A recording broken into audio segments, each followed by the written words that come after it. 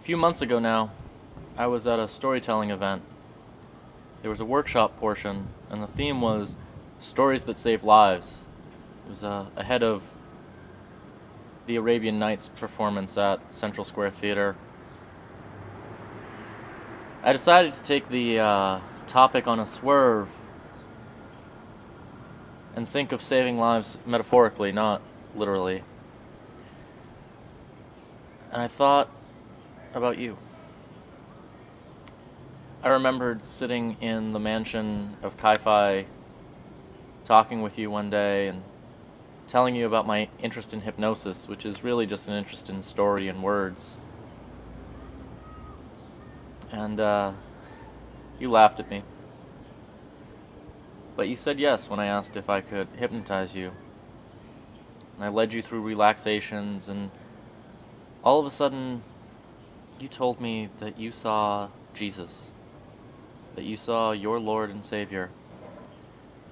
And that was not what I was expecting you to see at all. So I let you just sit there and talk with him for a while. And then you woke up, and you looked at me, and you said, he said to me, I've put a mission in your heart. Why are you ignoring the mission that I've put there? And that's the day you made the decision to study youth ministry. I remember how much you had told me that meant to you, and how you were afraid to do it because of your parents before then. And now you're gone.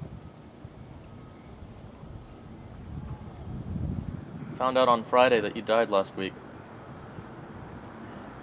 I remember you telling me before I hypnotized you how you were thinking about saving youth ministry to be your second career. So now I'm glad you didn't wait. Your obituary didn't have your cause of death. So I don't know what happened. I don't know the story about your end. And that's the hardest thing, not knowing. And your obituary didn't mention youth ministry, or at least not in any way I can remember. So I wonder if you did wait in the end.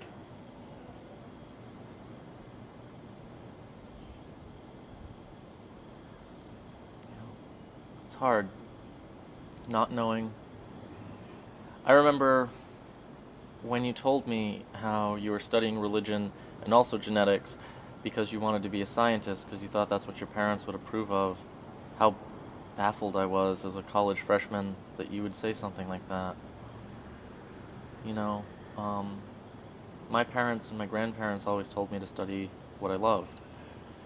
And even though that hasn't led directly to a career path, it's led to a style of thinking, and I wouldn't change it. I wouldn't go back and do anything different than what I've done. Would you have said the same?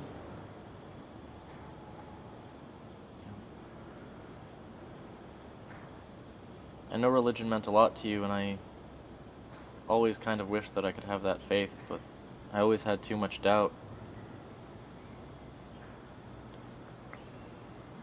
Now that you're gone, I think about why people turn to faith, and I can see why.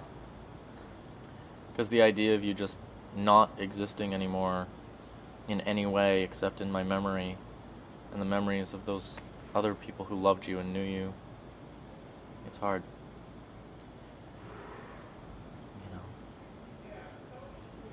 A friend told me, isn't that a second life? Isn't that meaningful? And I was a bit cruel and said, will people say after I'm gone that I live on in my videos, in the DVDs I produced? It seems like a really shallow type of immortality. So I hope I'm wrong. I hope my doubts are wrong and that there is something else, because I hope on some level that I could meet you again someday. That you and I could sit down in some other realm and talk. I could tell you how much you meant to me. How much it meant to me to have someone like you to look up to when I was so far from home and figuring out who I was and where I was going. You were a good example, and in some ways a good counterexample. But when I think about the poem Unsaid by Dana Gioia, which ends with the line, "Think of the letters that we write to our dead." And in the end, that's all I'll have for you and have from you is letters that I write you that you'll never read.